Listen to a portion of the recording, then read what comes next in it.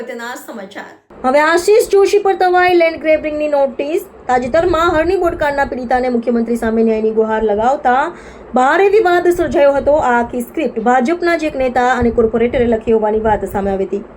ત્યારબાદ ભાજપે કોર્પોરેટર આશીષ જોશીને સસ્પેન્ડ કર્યા હતા। જોકે હવે કોર્પોરેટર આશીષ જોશીની માઠી શરૂ થઈ હોય તેમાં આશીષ જોશીને લેન્ડ ગ્રેબિંગની નોટિસ ફટકારવામાં આવી છે। કોર્પોરેટર આશીષ જોશી સહિત 20 લોકોને જિલ્લા કલેક્ટર લેન્ડ ગ્રેબિંગની નોટિસ ફટકારી છે, જેની 17 મેના રોજ સુનાવણી છે।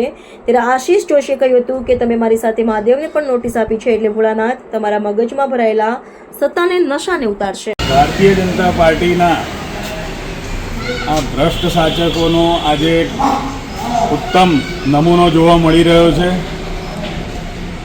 ગયા અઠવાડિયે મને સસ્પેન્ડ કરવાની નોટિસ આપ્યા બાદ મેં આજ મહાદેવના મંદિરથી મેં ઇન્ટરવ્યૂ આપ્યું હતું ને ખુલાસા આપ્યા હતા।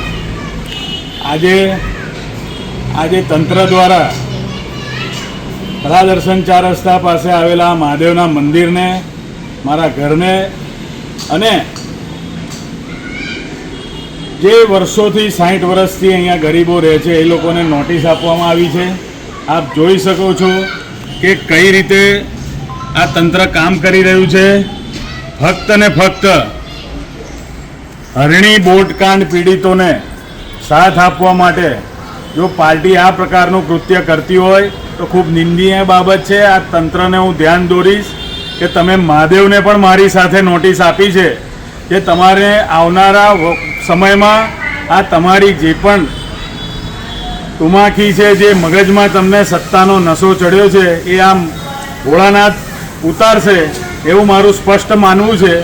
તમે ભલે આજે સત્તા તમારી પાસે હોય પણ તમે આજે આ બોટકાંડ પીડિતોને ન્યાય અપાવવાની ઝુંબેશમાં મારી સાથે તમે મહાદેવને પણ નોટિસ આપી છે।